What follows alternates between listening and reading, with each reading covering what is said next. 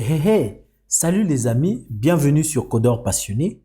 Alors, nous allons continuer avec notre formation, bien évidemment. Et dans cette partie des vidéos, donc, nous allons travailler sur le CRUD de notre application. Donc, on va ajouter l'étudiant, on va le modifier, on va l'afficher. Et je crois que cette partie va s'étendre sur 2 vidéos pour ne pas que je fasse des vidéos de longue durée. Et après cette partie, les amis, nous allons arrêter avec le Option API pour ensuite faire l'introduction du Composition API. Je vous ai promis dès le départ qu'on devait voir cette partie et j'ai hâte de vous montrer toutes ces nouveautés que vient avec Vue.js 3 qui vont tout simplement vous faciliter la vie. Si tu es ici pour la toute première fois ou que tu suis les vidéos de cette chaîne et que jusqu'ici tu ne t'es pas encore abonné, je te prie de le faire pour permettre justement à la chaîne d'évoluer. Et aussi, n'oubliez pas de liker. Les gars, vous ne likez plus les vidéos. Je vous vois, vous suivez les vidéos, vous commentez, mais vous ne likez pas. Vous savez, quand vous likez les vidéos, YouTube recommande la vidéo à d'autres personnes et cela me fait plaisir et cela permet à la chaîne de grandir et au contenu d'être visible. Donc, je compte sur vous. Et si vous voulez vraiment me soutenir dans ce sens et que je continue à produire des vidéos pour vous, c'est vraiment la moindre des choses que je vous demande de faire. Alors, sans plus tarder, si vous êtes prêts et que vous voulez déjà entamer avec cette partie, je vous invite donc à vous diriger sur vos éditeurs de code. Et donc, nous allons débuter avec le code de cette partie. Alors, les amis, dernièrement, nous avons travaillé sur l'API JS, ok? Et donc, juste en passant, chaque vidéo ici que je fais dans cette playlist a une branche dans GitHub, ok? Donc, vous allez tout simplement, si vous voulez, par exemple, récupérer le code source de ce que nous allons faire, rapidement, je vous montre. Donc là, par exemple, je suis dans la branche CRUD étudiant, ok? Donc, vous allez voir CRUD étudiant, certainement, il y aura partie 1 et puis partie 2. Et donc, quand vous vous dirigez sur GitHub, pour ceux qui ne le savent peut-être pas, vous avez ici la possibilité, au niveau de la branche, ici, de sélectionner la branche que vous avez besoin. Donc, à partir de 4, donc 1 et 4, et puis 5, il y aura 6, etc. Donc, libre à vous de sélectionner la branche. Et une fois que vous avez la branche, vous pouvez soit télécharger le zip ou bien tout simplement cloner. Mais sachez que lorsque vous clonez un projet sur GitHub, il vient par défaut avec toutes les branches. Mais c'est à vous, de façon explicite, de dire à Git que je veux migrer, je vais aller sur telle branche, au risque que vous n'ayez pas le même code que moi. Donc les amis, ça ce sont des bases de Git. Vous pouvez toutefois vous référer à Internet pour regarder comment on fait pour récupérer une branche d'un dépôt à distance, ok? Donc voilà. Alors on revient au niveau de notre code. Donc moi ce que je vais faire ici, le but c'est d'avoir ce comportement. Comme je l'ai dit, donc on va commencer par ajouter l'étudiant. Donc on a le nom, on a le prénom, la date de naissance, etc. Donc je viens ici, je repars au niveau de mon fichier app.js, donc ici. Et donc je regarde ok les variables que je dispose. Alors je vais faire une chose. J'ai besoin d'ajouter un étudiant. Donc je vais créer au fait une variable ici qui va stocker les informations comme le nom, le prénom, la date de naissance et le niveau scolaire. Ok? Donc, on va créer notre variable. Notre variable va s'appeler, ça sera en fait un formulaire. Ok? Donc, ça sera une variable ça sera un objet JavaScript. Ok? Donc, on va dire par exemple new étudiant. Ok? Donc là, par exemple, on a new étudiant. Et là, je peux tout simplement déclarer un objet JavaScript qui sera vide. Si vous voulez, vous pouvez même initialiser certains paramètres, comme par exemple le nom. Vous pouvez mettre on va dire, à nul.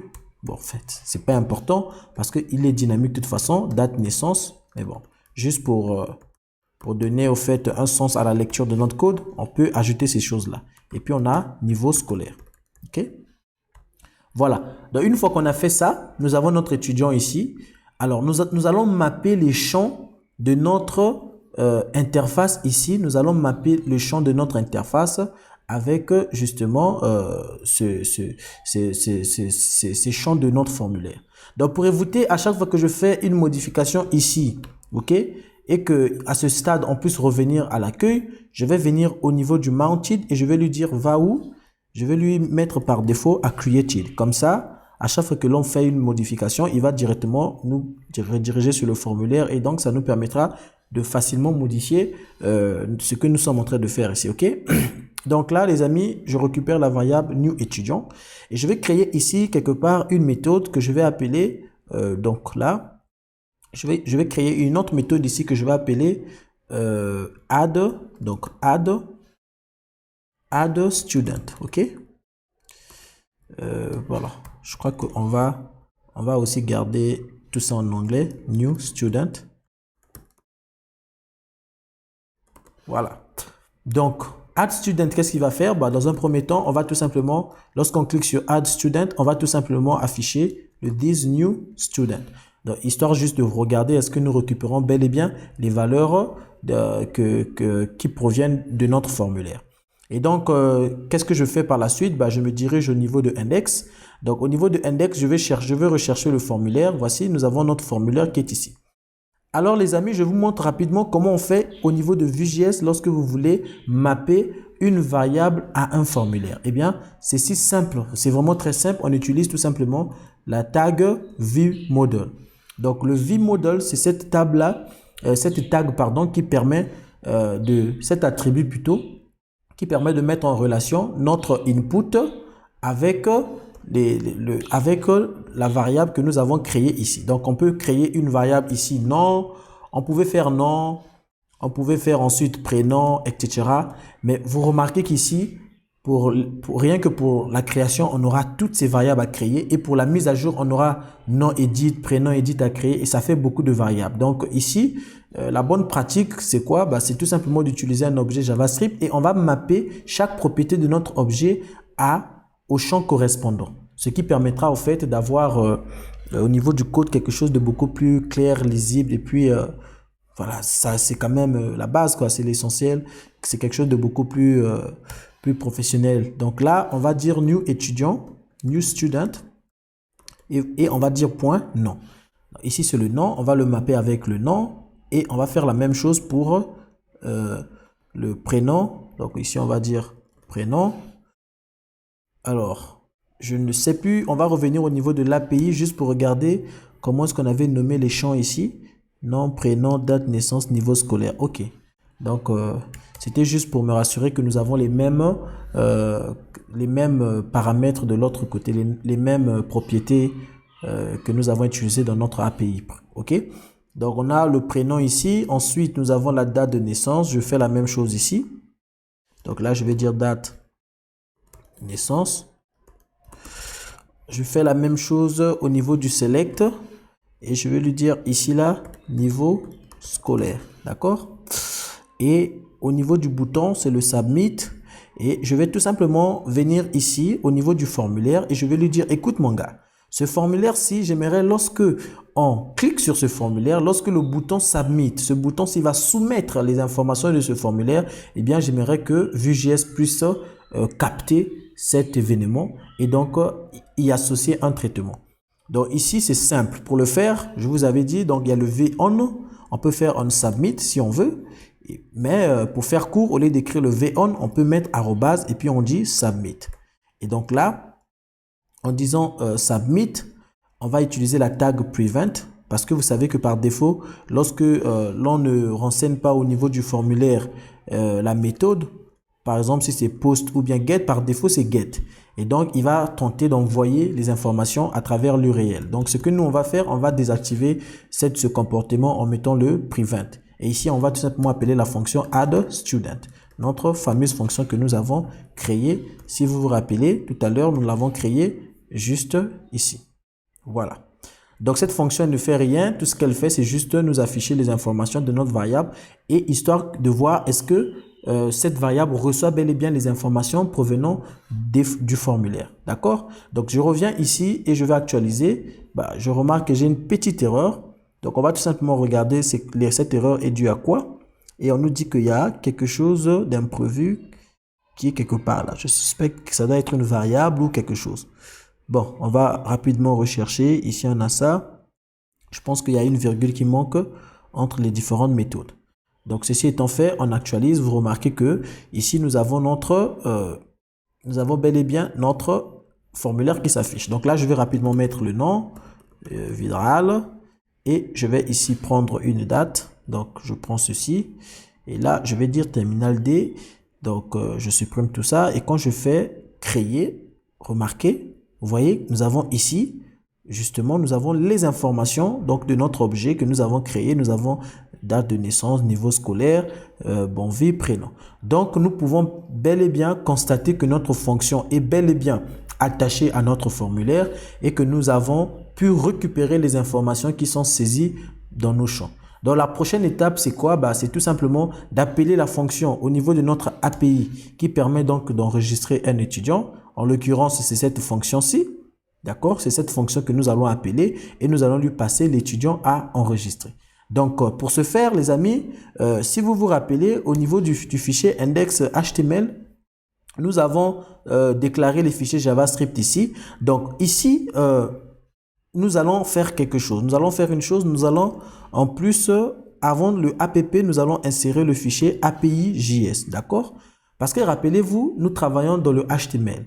Nous sommes encore en train de travailler avec le HTML qui est directement traduit au niveau du navigateur. Et donc, pour l'instant, nous n'avons pas la possibilité d'utiliser les modules d'importation parce que nous ne sommes pas dans un environnement où nous utilisons les générateurs de code comme les Webpack, les Vite, etc.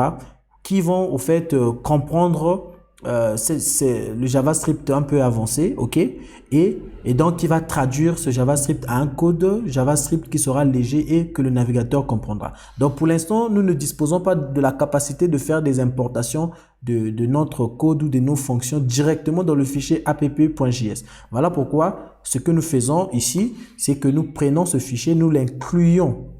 Nous mettons ce fichier à l'intérieur de notre page HTML, histoire que tout ce que nous avons défini dans le code de ce fichier soit visible à ce stade ici, ok? Et c'est ce que nous sommes en train de faire. Alors, je viens tout simplement de me rendre compte que le add étudiant est défini ici. Et au niveau de app, nous avons aussi add étudiant. Donc, pour éviter tout conflit, je vais tout simplement dire submit student. Et je vais faire la même chose au niveau du HTML. Donc, je cherche mon formulaire rapidement, forme. Et là, oups, on en a plein les formulaires. Voilà, oula. Alors, donc ici, je vais dire, au lieu de add student, je vais dire submit student, ok? Je crois qu'il y a eu un peu, voilà. Donc, nous avons notre submit student qui est là. Nous avons mis à jour notre fonction et nous avons les valeurs. Donc, tout ce qu'on va faire, on suppose que notre fichier est bel et bien visible à ce stade, ok? Donc, notre fichier est visible, nous pouvons bel et bien le voir. Parce que nous ne pouvons pas, au niveau de notre projet actuel, d'accord?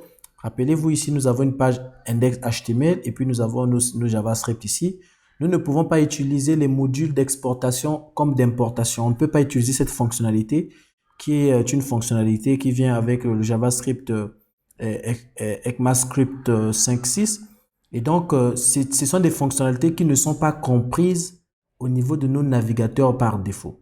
Voilà pourquoi vous allez remarquer lorsque vous travaillez avec des projets Vue.js, notamment avec Vue.cli, c'est-à-dire vous générez un projet à partir de l'outil de génération de projet Vue.js, donc en faisant un Vue, etc., create project, etc., eh bien, vous avez un ensemble de fichiers qui viennent avec le projet, entre autres Webpack, qui permet en fait il fait de la traduction également du code en un JavaScript qui sera facilement compris. Donc, je n'aimerais pas au fait rentrer dans les détails, mais j'aimerais tout simplement vous faire comprendre que lorsque vous travaillez avec du HTML, eh bien, et que c'est vraiment une page simple à modifier, eh bien, sachez que l'ordre avec lequel vous spécifiez l'importation des fichiers au niveau de votre page compte. Parce que là, si nous mettons API après app.js, eh bien, tout ce que nous avons défini au niveau de l'API ne sera pas visible au niveau de app.js.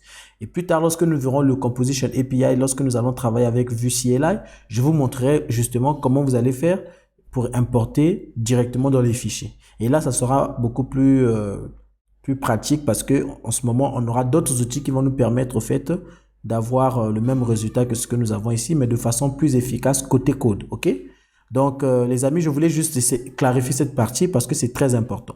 Donc, pour revenir au niveau de notre application ici, donc moi, tout ce que je vais faire au niveau de Submit Student, je suppose que j'ai le fichier API qui est déjà inclus au niveau de la page, donc la fonction, la méthode add student est bel et bien visible au niveau de mon fichier app. Donc tout ce que je vais faire, je vais appeler cette fonction et je vais lui passer au fait mon étudiant. Mais je vais quand même faire une vérification. Je vais vérifier si this new student, ok, point nom est différent. Donc je vais vérifier que les informations de mon étudiant ne sont pas nulles avant que je puisse bien évidemment faire l'insertion. Donc si les informations sont nulles, je vais renvoyer un message d'erreur. Dans le cas contraire, je vais tout simplement insérer nos valeurs. Donc si ce que je vais faire là rapidement, j'ai la possibilité, je peux faire ceci est différent de nul, ensuite je passe au suivant, et etc. Mais je vais rapidement créer une fonction qui va boucler sur l'ensemble des propriétés de mon objet et qui va vérifier si la valeur n'est pas nulle. Comme ça va me permettre de le réutiliser même lorsqu'il faudrait implémenter la mise à jour et puis les autres fonctionnalités. Ok, c'est ce que je vais faire. Alors, il y a deux façons de le faire. Donc, je vais juste venir ici. Bon, je vais créer cette fonction ici parce que c'est une fonction qui n'a rien à voir avec notre objet Vue.js, donc je vais le mettre à l'extérieur.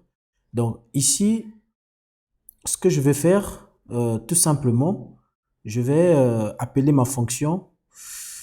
Alors, si on veut, on va appeler la fonction check if empty value, d'accord? Donc, la fonction va s'appeler ainsi. Et là, il va prendre en paramètre un objet, d'accord? Et on va tout simplement boucler. Donc, on a deux façons de le faire. On peut boucler sur un objet en disant, écoute, tu vas boucler sur cet objet. Donc, il va, rappelez-vous, nous avons un objet ici et il va boucler sur chaque propriété. Et on peut faire une vérification pour dire si notre objet et que tu trouves la propriété là et que cette propriété est égal à ça, ou bien,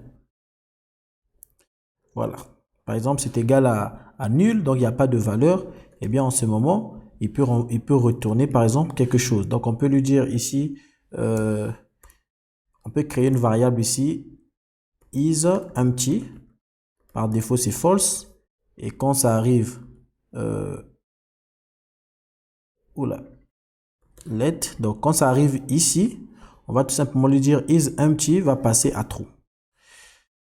Donc, si ça passe à true, ça veut dire que ici, on va tout simplement le retourner is empty. Et donc, ça aussi, c'est une façon de le faire, comme on peut passer par des objets. Mais bon, je vous montre la façon la plus simple vraiment de le faire. Donc, une fois que nous avons notre fonction qui va checker, et donc ici, on va tout simplement lui dire, écoute, tu vas checker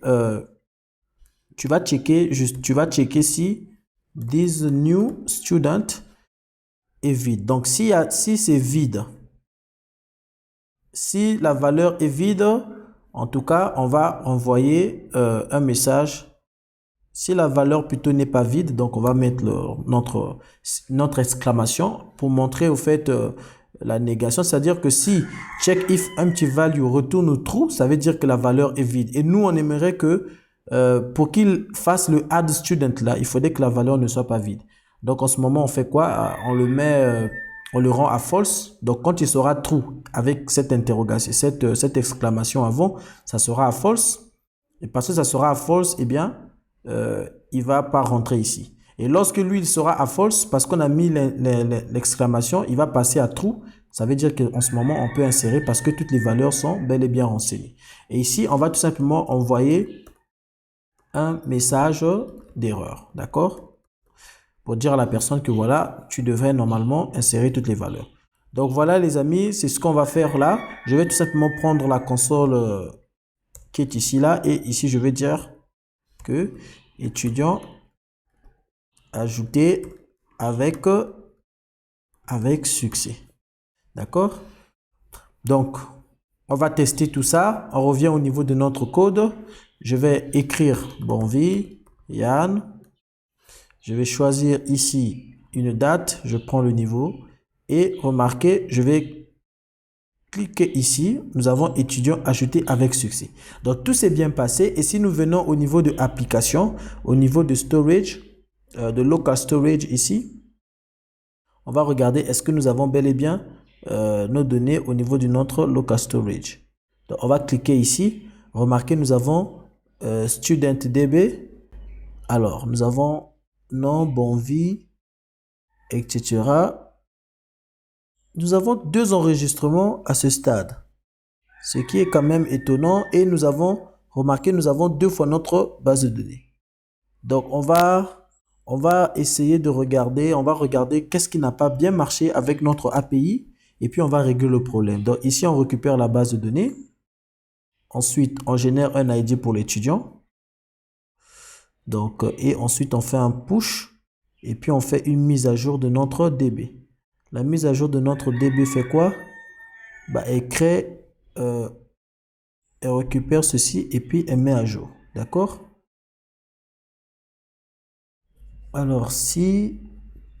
Alors, les amis, je crois que nous n'avons pas vraiment un problème parce que, au fait, je crois qu'au tout début, lorsqu'on avait créé la base de données, c'était avec un S minuscule. Et donc là, c'est avec un S majuscule. Donc, tout ce qu'on va faire au niveau de notre DB ici, on va supprimer tout ça. On va supprimer nos bases, ces différentes bases. Et là, on va ajouter, remarquez, autant de fois que je suis en train d'ajouter, il ne crée pas plusieurs fois la base de données. Mais par contre, il est en train de créer plusieurs fois le même étudiant avec les mêmes informations. Donc voilà, ça passe les amis. Donc on va faire un peu de nettoyage à ce stade. Au niveau de notre API ici, on va faire un peu de nettoyage. Donc une fois que nous avons ajouté notre étudiant, bah, tout ce qu'on va faire, on va en fait récupérer les mêmes informations qui sont ici. Donc moi ce que je vais faire, je vais créer... on va tout simplement lui dire, écoute, lorsque tu ajoutes, on aimerait que tu vides les informations du formulaire. Donc ici, nom, prénom, date de naissance, on aimerait le réinitialiser au fait, on aimerait vider les valeurs qui sont au niveau de ces champs. Comme ça, on est prêt à ajouter un nouvel étudiant. OK? Donc c'est ce qui sera fait ici. Et puis, nous voulons aussi renvoyer un message de succès. Donc pour le message de succès, rapidement, je vais inclure dans mon projet Vue Suite Alerte, qui est un plugin qui va nous permettre tout simplement d'afficher les boîtes de dialogue là. Donc, je vais rapidement aller le chercher. Suite Alerte. Donc, vous prenez Suite Alerte 2. Moi, je fais CDN directement pour qu'on ait, voilà. On a là l'emote, je sais pas, l'emote. Bref, on va prendre celui où on a le all. Je suis même pas sûr si c'est la même chose. On va copier ça. Et on va venir le mettre juste ici. D'accord? Nous avons notre CDN qui est là. Et donc, nous allons tout simplement revenir au niveau du app et à ce stade dire, écoute, envoie un message de succès. Donc, les amis, je vais rapidement venir ici, comme on l'a fait pour le check if empty value. Je vais créer une autre fonction ici que je vais appeler show success message. OK? Et donc, cette fonction va tout simplement... je vais coller directement le code. Donc voilà, vous pouvez trouver ça sur la documentation de Suite Alerte. Donc on va lui dire, écoute, tu vas afficher un message de succès et le message que tu vas afficher, c'est le message qui va venir en paramètre. Donc en le faisant ici, je vais tout simplement venir à ce stade et je vais appeler cette fonction ici. Et là, remarquez, lorsqu'on va ajouter notre... étudiant, nous aurons ce message qui va s'afficher si tout se passe bien.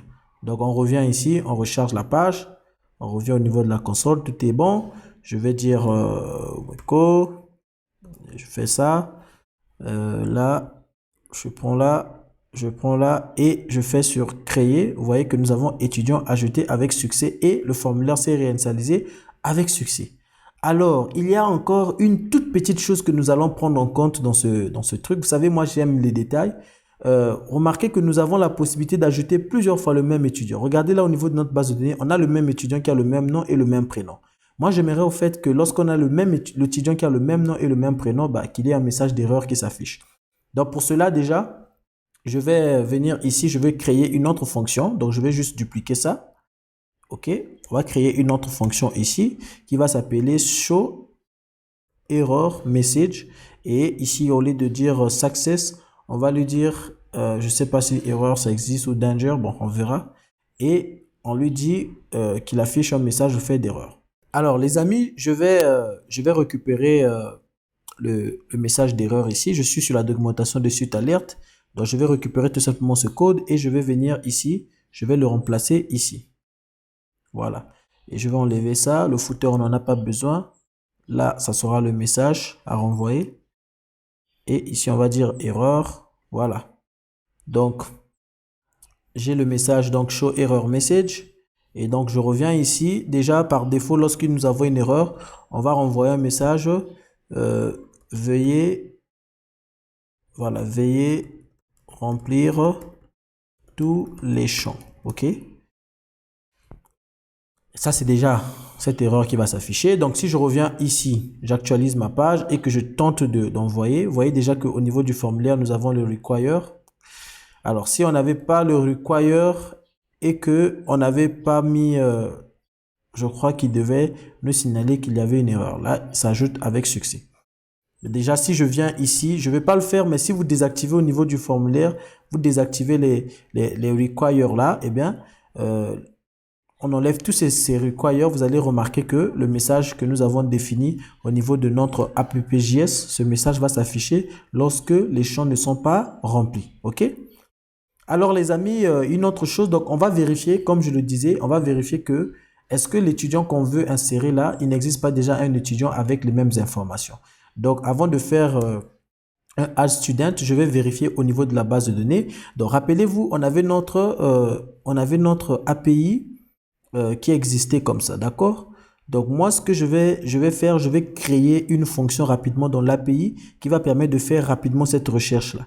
Donc, la fonction, je vais prendre au niveau de la recherche, ici, student by name. Donc, je vais copier cette fonction et rapidement, je vais la dupliquer. Je vais dire check if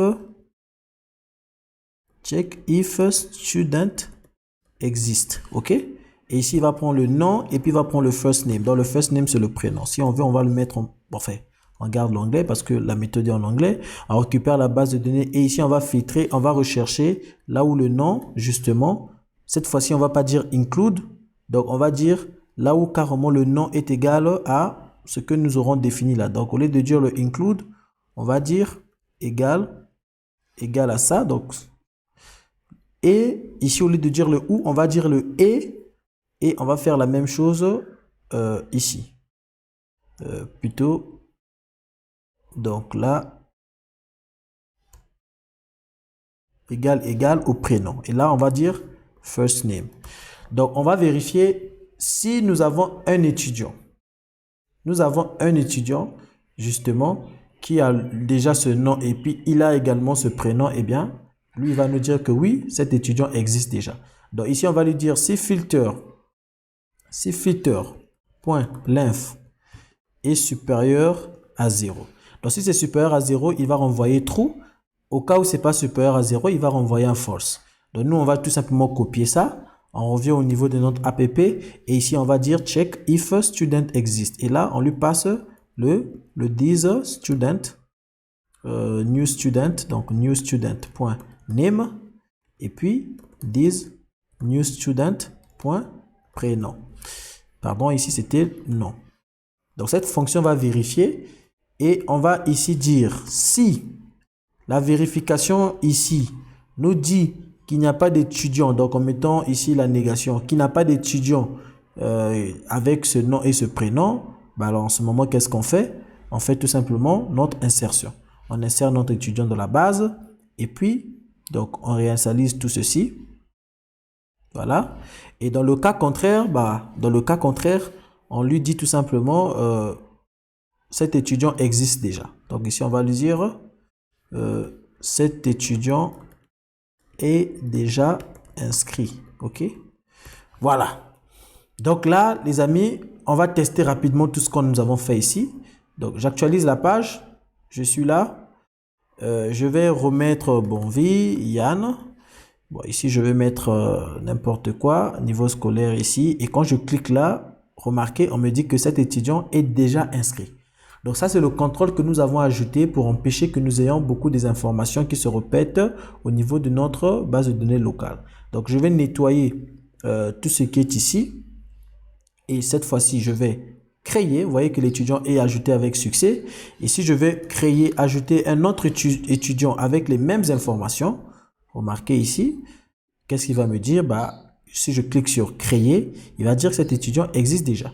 Donc, ce qui fait qu'au niveau de notre base, on n'aura que un seul étudiant avec cet ID. Donc voilà les amis, c'est tout pour cette vidéo. Nous nous arrêtons là pour ce qui concerne le CRUD, plutôt le create de l'étudiant. Dans la prochaine vidéo, nous allons voir le delete, le supprimer et puis on verra comment on va afficher notre tableau.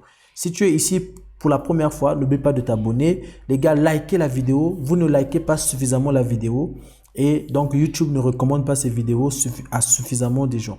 Donc je vous prie de liker la vidéo parce que c'est très important pour la croissance de la chaîne et on se dit à la vidéo prochaine.